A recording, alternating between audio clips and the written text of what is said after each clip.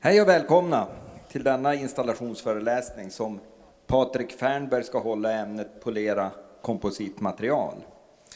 Jag som är ordförande, jag heter Mats Näström och är prodekan vid tekniska fakulteten vid LTU. För ni som är inte så bevandrade i universitetet och vad som händer där, så är installationsföreläsningar, de hålls alltså av nya professorer. Och de nya professorerna, de installerades och fick sitt diplom vid LTUs akademiska högtid den 9 november. I år var det totalt 14 nya professorer som installerades.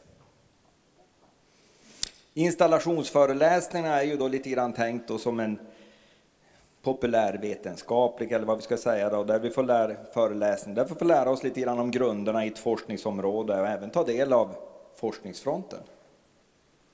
Föreläsningen Patrik håller, den kommer att ta ungefär 45 minuter och sen är det öppet då för frågor. Patrik kommer strax att presentera sig själv lite mer, men titeln på presentationen säger du där, den är väldigt fyndig. Fiberkompositer, material som med lätthet löser framtidens utmaning. Det handlar alltså om hur fiberkompositer kan användas för att minska till exempel utsläpp från transportsektorn. En av våra viktigaste utmaningar är ju att möta behovet av ny teknik som utvecklar samhällets välfärd men samtidigt minskar förbrukningen av jordens resurser. Alltså vill ju gärna få det bättre, men samtidigt vill vi ju att vi inte ska påfresta vår miljö och vår kära jord så mycket. Så därför är en sak är ju att ha klimatneutrala fordon, ett exempel på en sån utmaning. Patrik kommer att presentera aktuell forskning om framtidens kompositmaterial och hur det kan användas då, bland annat i fordonsindustrin då.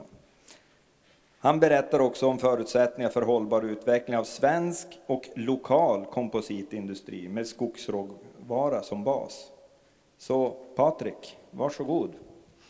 Tack så mycket Mats.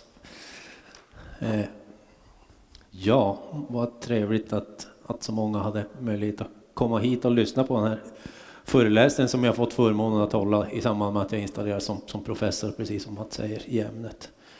Och titeln på presentationen är som ni säger, som också material som med lätthet löser framtidens utmaningar. Så på svenska så har vi en medveten liten lek med ord här som ska indikera på att det är just lättvikt som vi jobbar med, just polymera kompositmaterial. Men också leka då att det kanske inte är lätt på det andra sättet som vi svenskar förstår. Så lite grann, när vi översatte den till engelskan så var det easily solved future challenges. Det kanske är lite för djärvt att egentligen, så det handlar inte om att det är lätt, att det är lätt nåbart. På svenska har vi ju olika. Det är bättre att, kunde vara en bättre översättning att materials that solve future challenges by reducing weight. Så det är det vi menar med lätthet. Men på svenska var det en väldigt rolig, tyckte jag i alla fall, med konstig humor som tyckte det var rolig att prata om lätthet. Så jag kommer disponera presentationen. Dispositionen pratar lite, ge en introduktion till mig själv, lite mer om framtidens utmaning och Mats var inne på det. Och sen ska vi resonera kring lätthet, vad det då betyder i kontexten av kompositmaterial. Och utmaningar som vi står inför, någonstans där vi jobbar med inom forskning och utveckling, med utmaningar, att hantera utmaningar för att åstadkomma lättheter och lite grann kring möjligheter fram. Vilka möjligheter det finns lokalt och regionalt kring att faktiskt bygga en industri också. Att stärka den industrin som vi faktiskt redan har inom området. För det finns ganska mycket kompositindustri i regionen. Så introduktionen, då får man ju passa på att det är inte så ofta man installerar som professor, så då passar man på att ta första sliden, får väl handla om mig då, okej.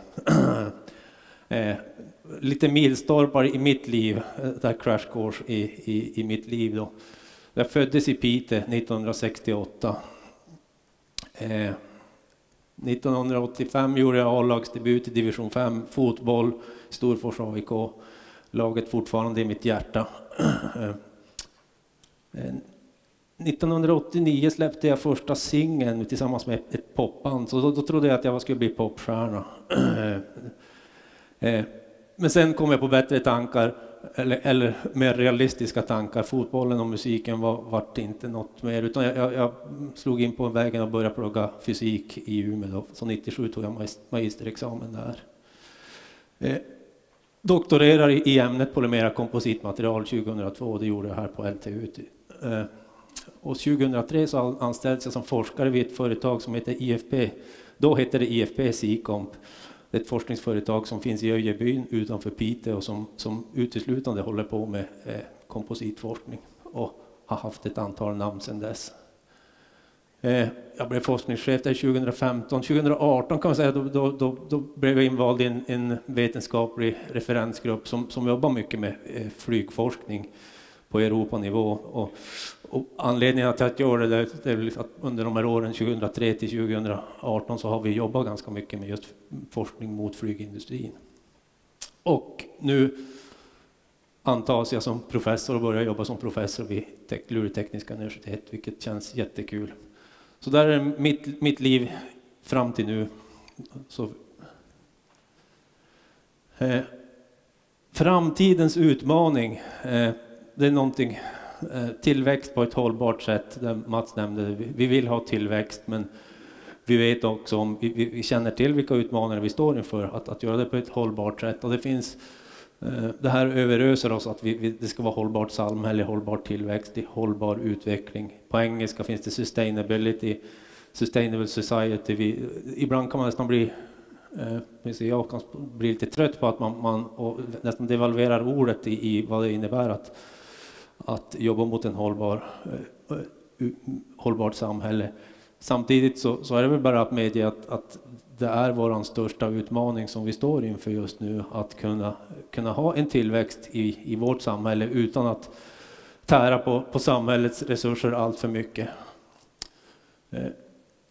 Så just och vill lyfta fram då, det finns en vedertagen definition på hållbar utveckling som Gro Harlem Brundtland tog fram 1997 och 1987 redan, som jag tycker av de jag har sett så är det en riktigt bra definition på vad är det hållbarhet handlar om egentligen.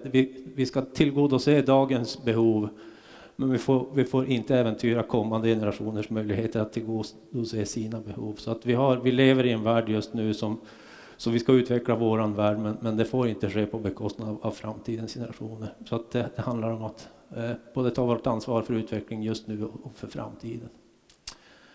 I det sammanhanget så är det svårt att inte heller nämna växthusgaser och global uppvärmning och de mål som är en del i hållbar utveckling. Det är inte den enda delen i hållbar utveckling. Hållbarhet är mer än global uppvärmning, men det är en viktig del och kanske det mest akuta som vi jobbar, åtminstone vad jag har sett från de forskningsrapporter som vi ser och hör kring.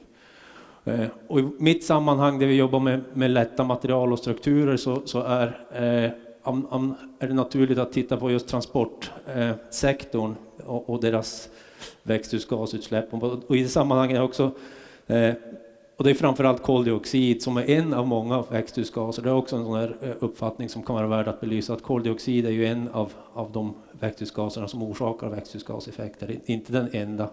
Men ofta mäter vi utsläppen i koldioxidutsläpp. Förbränningsmotorerna. Om man tittar på transportsektorn så står det för 23% av energirelaterade koldioxidutsläpp, vilket ju är en signifikant del. Så det är också en sån där som ska vi nå klimatmålen så behöver vi titta på och hitta lösningar för att minska utsläppen. Samtidigt som det sker en 2,5% ökning av utsläppen, åtminstone under den här perioden som man då, den här 5-årsperioden, så det är en tillväxt så att vi har en tillväxt som orsakar ökade utsläpp och det är egentligen den vi ska kämpa emot och visionen att kunna hantera den med teknikutveckling då för att minska. Om vi ytterligare bryter ner lite grann alltså att sitter med och jobbar en hel del med flygindustrin inom flygutveckling. Så bryter man det ytterligare, så när det gäller koldioxidutsläpp från flygindustrin så säger man att ungefär 2-3% av världens totala koldioxidutsläpp kommer från flygindustrin. Och då mäter man bara absoluta tal av koldioxidutsläppen. Till det kommer att konsekvenserna av utsläppen från flygindustrin är betydligt större än de 2-3% när det gäller klimatet. Och det gör att man släpper ut en hel del på väldigt hög höjd. Att klimatet eller ekosystemet har svårt att hantera det. Så effekten är större än 2-3%. Men ändå kan det vara värt att alltså, tittar man bara på CO2 så är det 2-3. Till branschen i sig, alltså det är en 4% i branschtillväxt inom flygindustrin. Så att utsläppen ökar bara på grund av att den växer. Sen är det också så att flygindustrin, tillsammans har vi jobbat med flygindustrin jättehårt för att sänka bränsleutsläppen. Om man tittar på en 20-årsperiod bakåt i tiden, så moderna flygplan släpper i varje år så har man minskat genomsnittlig bränsleförbrukning i runda slag 2% för varje år. Så att över tiden så har det blivit alltså en 50% minskning. Som är jättebra, men samtidigt jämför vi den med den tillväxtkurvan vi ser i totalvolymflyg, så inser vi att vi behöver accelerera utvecklingen och vi står inför en stor utmaning. Flygindustrin då har insett den här utmaningen och jobbar sedan länge med att försöka dra sitt strå till stacken. Den här bilden representerar en framtidsscenario som flygindustrin tog fram 2013, där den röda linjen representerar koldioxidutsläpp om man inte gör någonting fram till 2050. Så att och det bara på tillväxten så innebär det mycket. 2013 hade man, den orangea delen, hade man identifierat teknik som redan då var identifierat som skulle kunna bidra till den orangea minskningen där.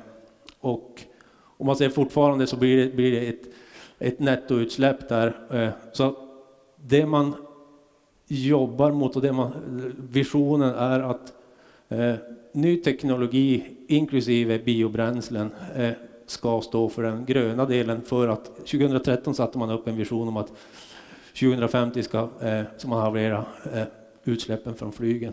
Så det är en radikal, också en anledning varför man satsar mycket på flygutveckling. Sen insåg man att för att åstadkomma det som kallas på den högra sidan CNG 2020, Climate Neutral Growth från 2020, så insåg man att de klarar inte det med teknikutveckling, utan man är tvungen att även ha ekonomiska, att köpa utsläppsrätter för att hålla en klimatneutral tillväxt i flyget från 2020. Det var vad man gjorde 2013. Jobba kontinuerligt med att uppdatera det här, så att det pågår mycket utveckling.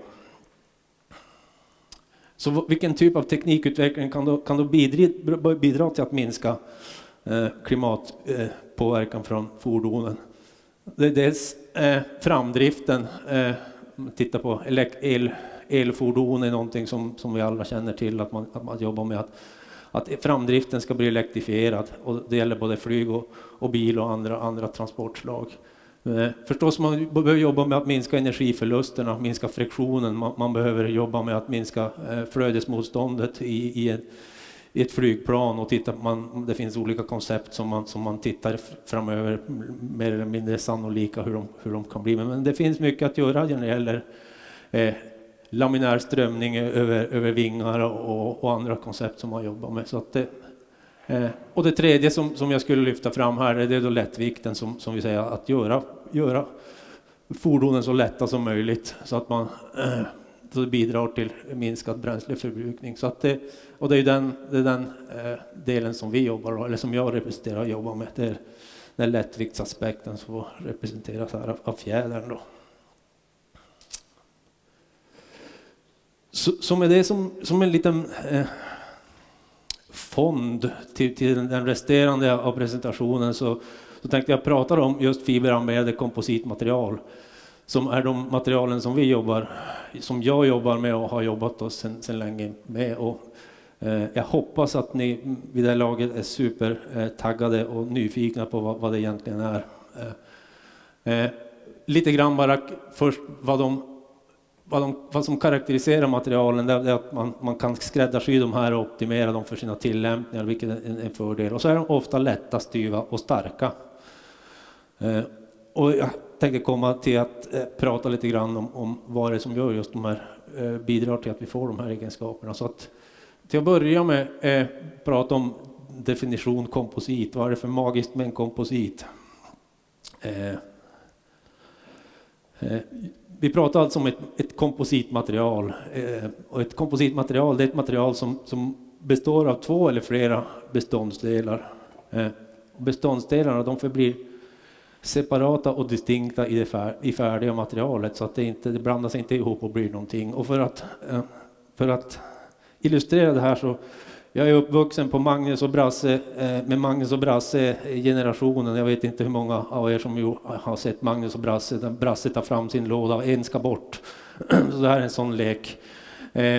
Om vi tittar till vänster har vi en sockerkaka som man har bakat. Och så i juletid tyckte jag det var lämpligt också att plocka fram en fruktkaka. Alltså en kaka som man bakar, och så stoppar man in russin och man stoppar in mandlar och andra godsaker för att skapa en komposit. Och när vi skär den på ett tvärsnitt där så ser den ut så där. Och tittar vi då längst till höger så tittar vi på ett tvärsnitt av ett kompositmaterial. Där vi har kapat upp materialet och polerat tvärsnittet och tittar på egentligen genom där. Så där ser vi som distinkta fibermaterial som sticker ut, och anledningen att de ser lite olika ut är att de ligger i olika riktningar. Men man ser de här ljusa fläckarna, det är fibermaterialet, och däremellan är det då i vårt fall plast. Så ska jag gå igenom. Så det är alltså en som ska bort härifrån. Och har ni listat ut vilken?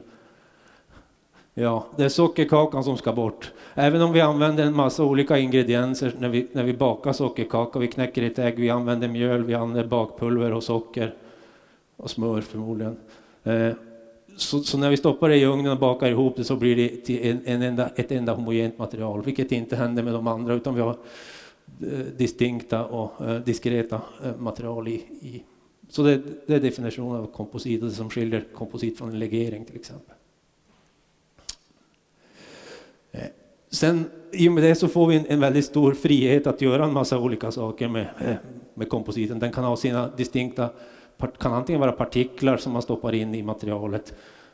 Det kan vara, och tittar vi ner på golvet så ser ni betongen där det finns stenar i betongen som är distinkta material. Det kan också vara kortfibriga kompositer där vi har hittat materialen i till exempel båtar. Eller långa kontinuerliga fibrer, vilket är någonting som vi använder mycket inom då, kompositmaterial. Men det är också, kan man säga, förstärkt betong, armerad betong är en form av komposit där vi har drag, där vi har stålarmering, järnarmeringen i betongen för att förbättra dragegenskaperna i betongen. Så det är typiskt, och oftast i många av våra kompositer som vi jobbar, högpresterande kompositer, så är det kontinuerliga fibrer, men det finns andra exempel också. Man kan bygga upp dem i olika laminat, man lägger fibrer i olika riktningar, tejpar upp materialen, lägger dem i olika riktningar för att göra dem lite i olika egenskaper. Här har jag representerat olika lager dels i nollriktningen som pekar rakt upp, och så i 90 graders riktning som pekar hur man kan stacka ihop sådana material. Och då har jag en liten interaktiv uppgift här åt er också, som jag fått låna lite material från mina gamla kollegor på SICOM, som jag tycker ni ska titta på lite grann, och så kan ni prova böja lite grann på dem. Lite försiktigt, lite försiktigt så här, det är inget styrketest. Men lite försiktigt och känna hur de känns i olika riktningar.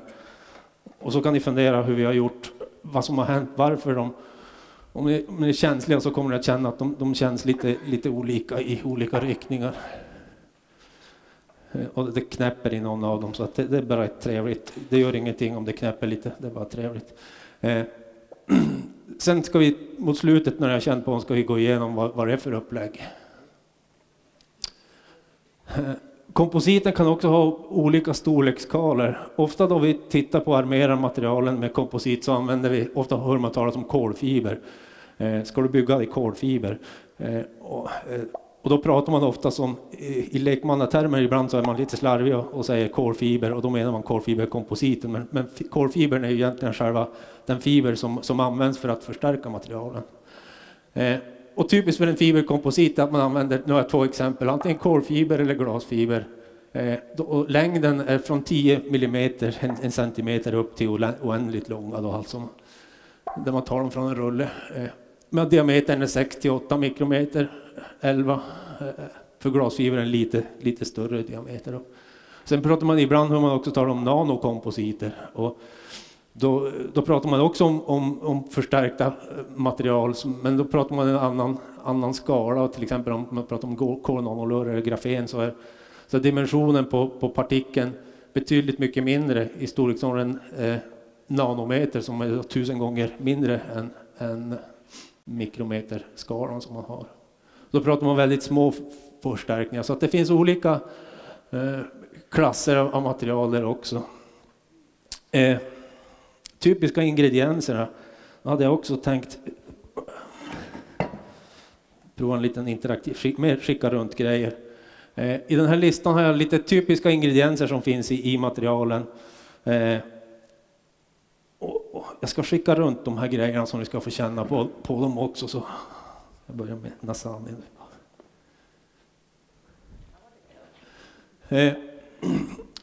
Jag har med stål här i grönt. Det fick vara grönt utan anledning. De andra är svarta då. Så kolfiber, det är en typisk ingrediens. Här har jag rankat alla materialen efter styvheten. Styvheten är ett mått på hur mycket last man måste lägga på ett material för att deformera det. Styvheten för en kolfiber, och då pratar vi själva fibern, jämfört med stål. Och så sen har vi också en annan typ av fiber som ibland används. Det är kevlar, aramidfibrer, glasfibrer och limfibrer och epoxy. Och tittar vi på listan så är kolfiber 250 gigapascal stål, ungefär som stål. Aramidfibrerna, glasfiber och linfiber som är en naturfiber, alltså från linväxten. Lin har också ganska hög styvhet. Själva plasten har ganska låg styvhet. Så att ha en hög styvhet är ju bra i konstruktioner. Likadant, nu har jag scrollat fram och tillbaka och sett att jag flyttar till fokus till mitten, kolumnen, hållfastheten, och sorterar jag om dem så jag har högst hållfasthet längst upp igen. Då ramlar stål ner lite grann där. Så kolfiber har högsta hållfasthet, men glasfiber och aramidfibrer har i stort sett samma hållfasthet i stort sett. Sen stål är inte riktigt lika hållfast. Linfibrerna har en ganska låg hållfasthet, vilket gör att de inte är lika. Det finns tillämpningar där de inte är helt lämpliga, och plasten i sig är ganska svag. Sorterar om dem igen med avseende på densiteten, hur mycket ett material väger per vikten per volymsenhet, och tittar på att nu slänger vi om ganska mycket. Nu hamnar epoxyplasten längst upp, det är det lättaste. Aramidfibrerna som är samma sak som kevlarfibrer hamnar högst upp med låg densitet, och stål har 7008 i densitet, det är 7 gånger så tungt som, och jag tror de som har känt på de här stål, de här detaljerna kommer att känna att det är avsevärd skillnad mellan materialen. Och det är just det som gör det intressant att använda de här typerna av armeringsmaterial. Fibrerna kommer i olika former som vi använder praktiskt i våra kompositer. Lite olika bilder här på hur vi använder. Uppe till vänster finns det en bild på glasfiber som kommer på rulle som vi rullar ut och sen kan impregnera med plast. Till höger finns det, fibrerna kan också komma direkt på rulle så att man bara känner dem, så att man bara har dem som fibrer integrerade. Men också väva ihop dem i textilier, eller som i det mittersta fallet har vi faktiskt en flätad armering som man flätar ihop. Och de har olika fördelar och nackdelar. Matrisen som vi pratar om, det är så limmet som håller ihop fibrerna i det här materialet. Som skickar vi runt det här materialen, det är ihoplimmat. Det är oftast en plast då, när vi pratar om polymera kompositer, som är det område som jag håller på med. Det finns andra, som jag sa, betong. Man kan armera betong också så att det blir kompositer, men det är inte riktigt mitt ämne så att säga. Limmet som man limmar ihop är oftast epoxy i de högpresterande material, polyestrar, speciellt om det inte finns någon hög temperaturkrav på att de ska klara väldigt höga temperaturer. Man kan också använda nylon och andra specialplaster om man tittar på, och då försöker jag sortera dem utifrån lite grann det som är härdplaster eller termoplaster, vilket är ett sätt man kan klassificera då plaster. Skillnaden mellan härdplast är att och epoxy köper vi på OK på tuber och kan blanda ihop två vätskor och få dem att härda så att det blir en polymer. Det är en härdplast som vi har i början i vätska, och så sen sker en kemisk reaktion när vi blandar ihop dem eller när vi värmer upp dem så att de går via gelfas till ett fast fas, och så sen härdar man ihop dem.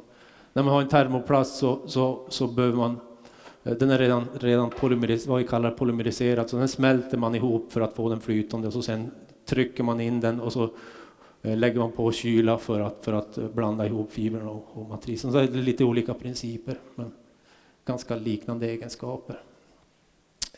Ni har känt på, lite för att illustrera egenskaperna hos kompositen, så har jag också tagit fram, i förra tabellen så tittar vi bara på råmaterialen, egentligen ingredienserna. Man tittar vi på kompositen, så har jag listat här då.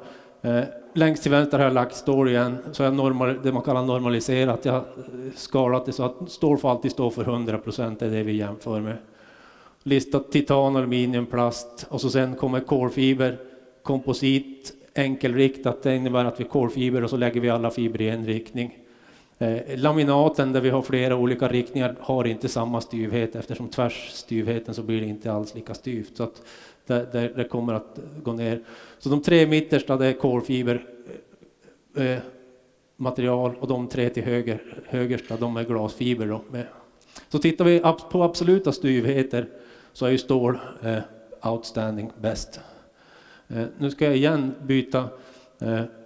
När vi tar då om vi tar densiteten, om vi tar styvheten och dividerar med densiteten för att få ett uppfattning hur viktseffektiv är vår lastbärningsförmåga, så förändras bilden. Om ni tittar på stål, den är fortfarande, scrollar tillbaka så att vi får några gånger så att vi ser vad som händer. Så ser vi att de här,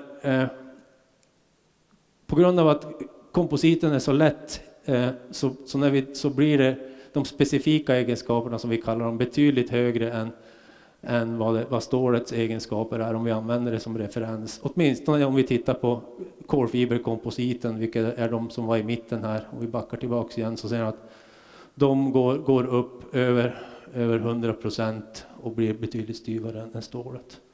Det här är ett mått på hur man belastar vi fortfarande i drag eller tryck, rent drag. Böjer vi på dem. Ni hade ett exempel som var en extremt lätt struktur som var väldigt böjstyv.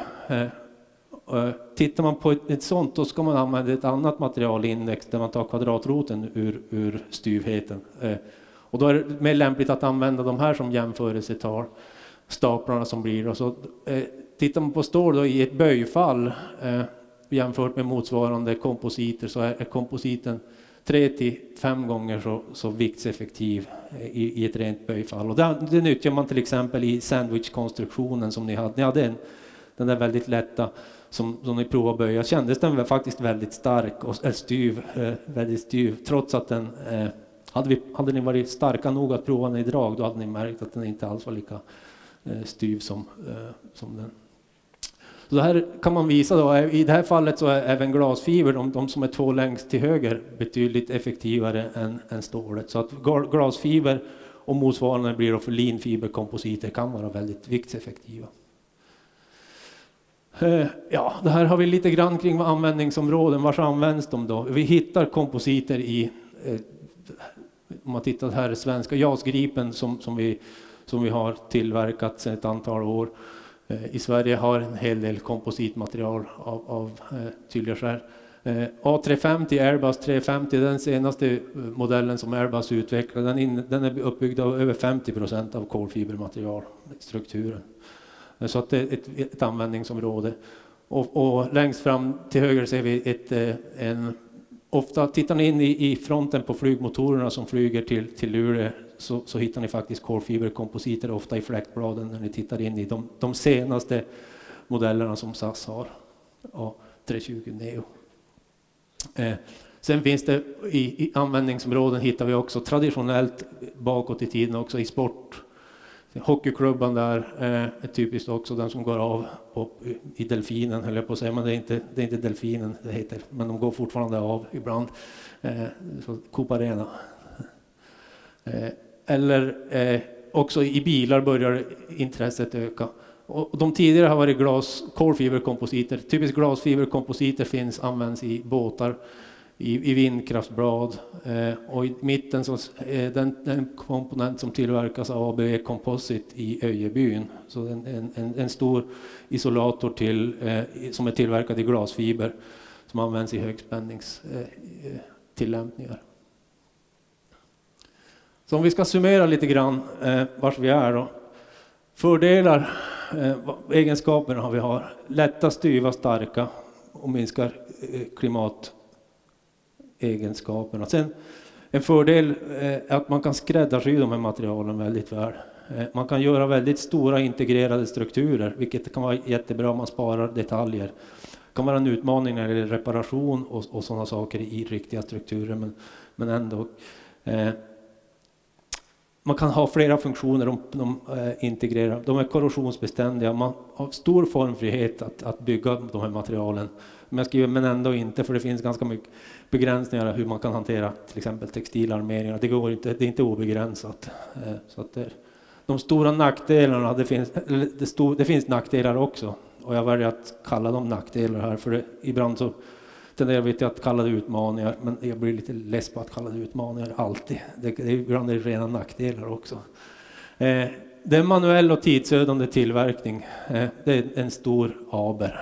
Så att det är också någonting som vi jobbar väldigt mycket, eller man jobbar mycket med inom branschen, att anpassa.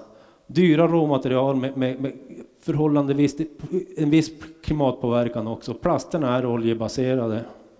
Och till exempel att göra kolfiber är en energiintensiv process.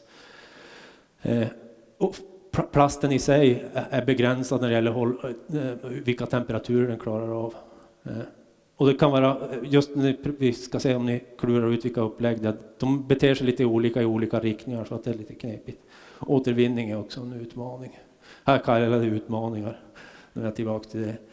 Och lite för att illustrera så använder jag här en principgraf. Jag tänkte bara använda den här. Det är för att illustrera lite att vi behöver titta på livscykeln när det gäller utmaningar. Om man tittar, jag plottar här på y-axeln, den som går rakt upp, klimatbelastning. Det här är ingen vetenskaplig graf, utan det är mest för att illustrera vilket håll vår utveckling behöver gå. För att i slutändan, där korspunkten finns, komma så nära noll i klimatbelastning som möjligt. Då kan vi jobba med råmaterialen, vi kan jobba med tillverkning som kommer eftersom, vi kan jobba med användning eller återvinning. Och alla behöver vara gott. Så om vi ska jobba med råmaterial så vill vi att den ska sänka klimatbelastningen. Tillverkningen vill vi förstås att den ska också vara så liten klimatbelastning som möjligt. Användningsfasen i vårt fall när det gäller fordon står ofta för den stora klimatbelastningen. Så att kan vi med reducerad vikt bryta ner den belastningen, så har vi ju skapat väldigt mycket, och det är där vi jobbar mot. Men sen är det också den med återvinning, att vi behöver också kunna återvinna materialen, ha en bra återvinningshantering för att kunna göra något. Så utifrån det tänkte jag resonera lite kring vilka utmaningar som finns och vad vi faktiskt forskar kring. Om man börjar titta på det första steget, är råmaterial. Vad kan man göra med kompositmaterialen? Och det biobaserade kompositer är ju ett område som vi tittar på, eller som man tittar på både inom mitt ämne, och det finns en hel del andra ämnen som tittar på det också på universitetet. Så att använda till exempel polymerer, att plasterna som vi använder kan man faktiskt använda biobaserade material från. Det kan vara olika källor, men det mesta det är kol och det är väten som bygger upp våra polymerer, och det är samma material som finns i naturen. Också hur man kan använda naturfiber. Lin var ett exempel på en fiber som har ett bra egenskap i. Men det finns andra fibrer också som vi behöver. Dels behöver vi ta hand om dem, men också kan vi använda dem faktiskt i riktiga produkter.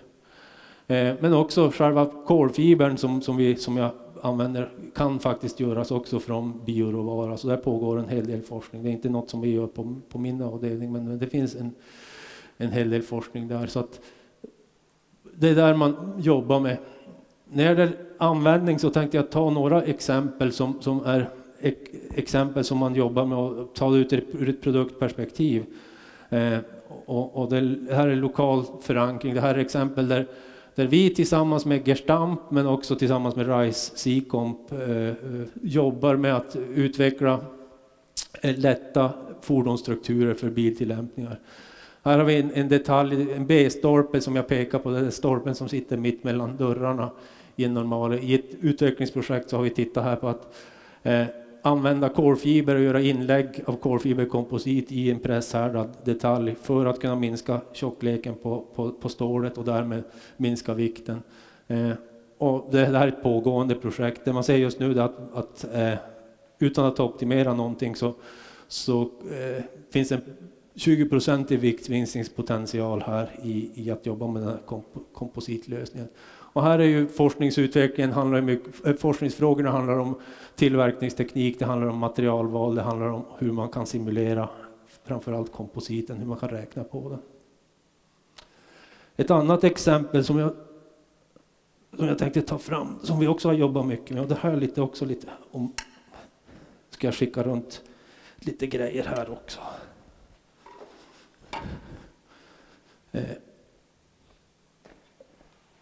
Lite olika, kommer att visa dem sen på bilderna. Flygmotorer är något som vi har jobbat ganska mycket med. Det här är en typisk bild av en flygmotor, en jetmotor, hur den ser ut just nu. Så längst fram sitter det fläktblad som driver luften bakåt. Och de, som jag sa, de är tillverkade, finns nu som i kolfiberkomposit sedan ett antal år tillbaks. Vi har jobbat rätt så mycket sedan min tid på Seacomp också med utvecklingen av ledskenor, vilket är en av de här detaljerna som vi skickar runt där bak. Det sitter bakom fläkten och håller ihop egentligen, bildar en sån där ring som håller upp hela motorn och normalt är tillverkad i titan om jag minns det rätt, men att det finns en signifikant viktminskningspotential om man kan byta ut det till kolfiberkomposit. Och där jobbar vi med all typ av utveckling. Vad som karaktäriserar de två första komponenterna är att det är delar av flygmotorn som är relativt kall. Det är luft som passeras genom där. Det kan vara luften, det är intagsluften. Det är inte särskilt högt tryck där, utan luften är kall. Så att där kan man kosta på sig att använda traditionella material som epoxy som klarar upp till temperaturer upp mot 150-200 grader. Inuti så sitter kompressorn där innanför de här röda avgränsningslinjerna.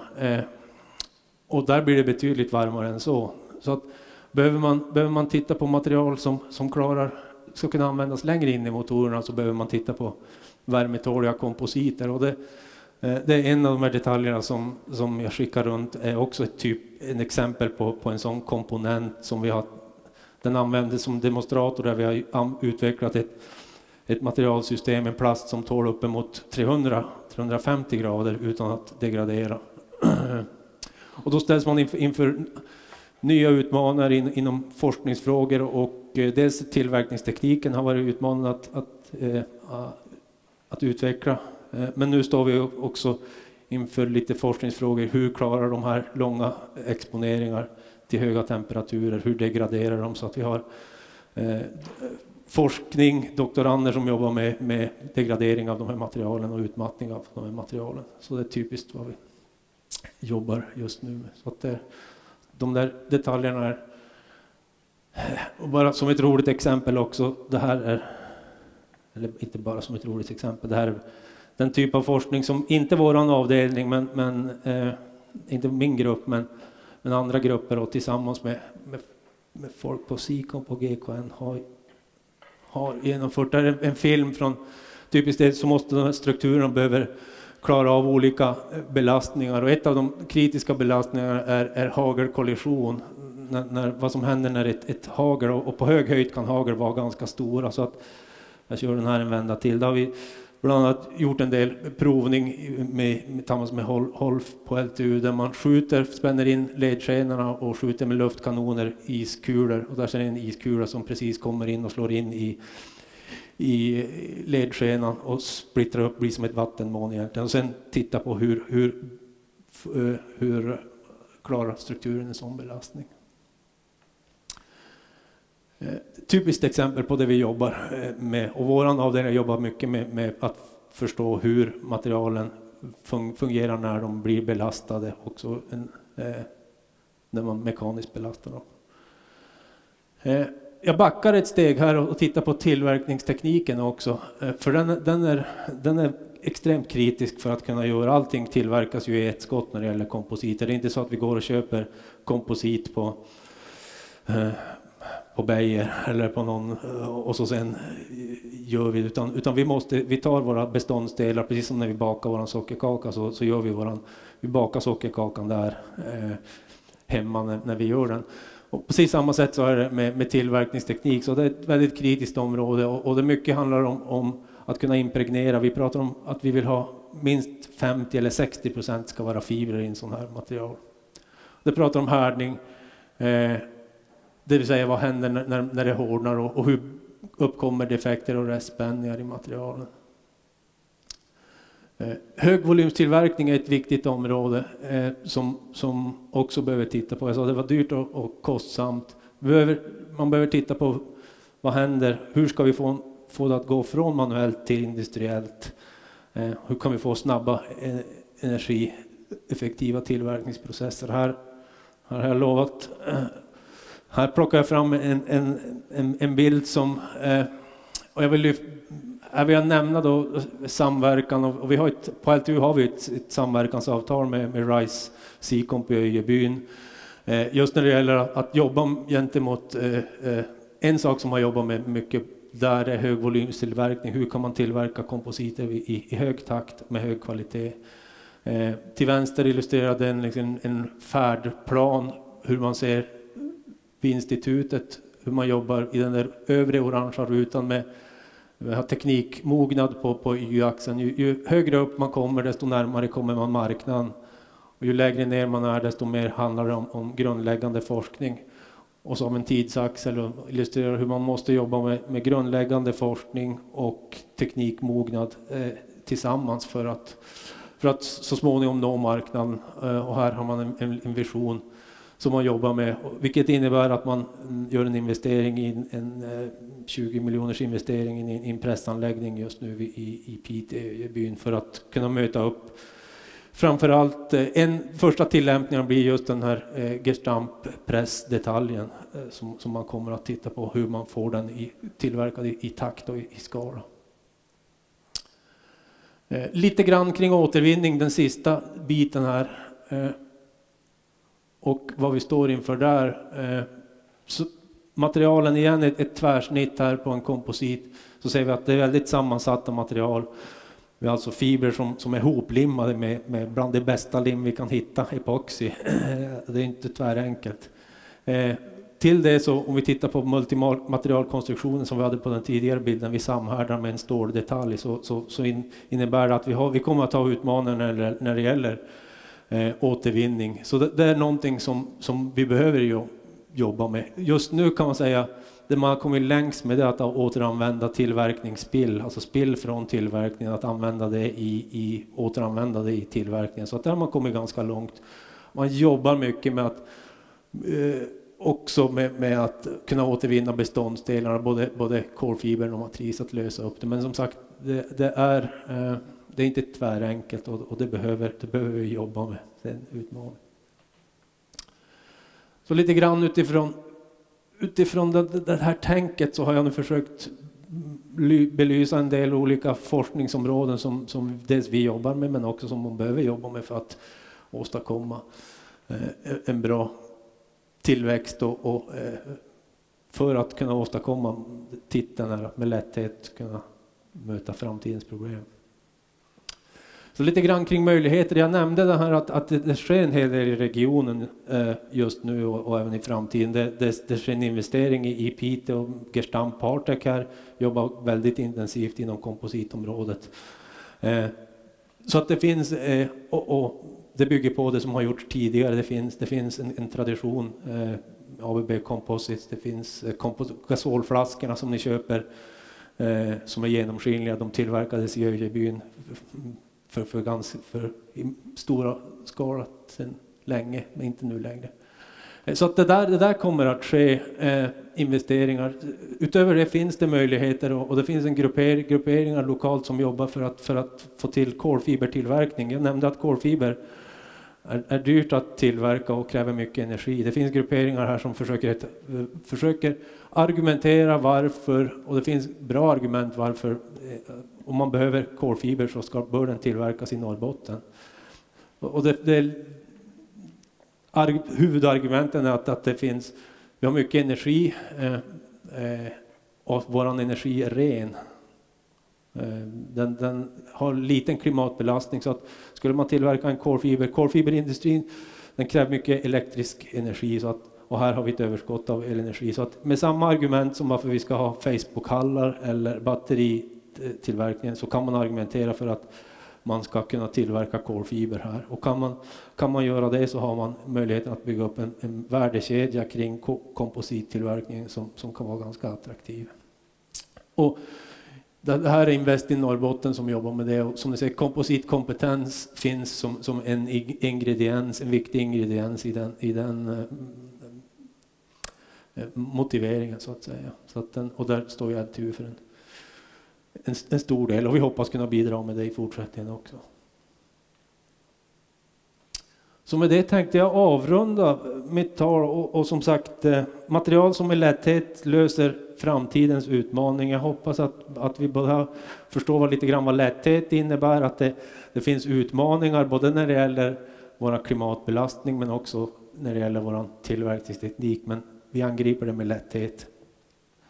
Sen var det innan, ja just det, jag la in den här som en påminnelse till mig själv. Lista ut upplägget. Har vi det? Har ni listat ut uppläggen? David, har du dem där? Ja. Eller så vill du. David jobbar på Rice C-Comp i Öjebyn, så han kan de här materialen innan och utan och innan. Jag vet inte om ni märker.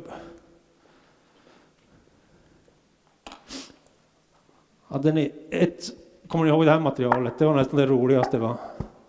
Det som knäppte till så här som hamnade.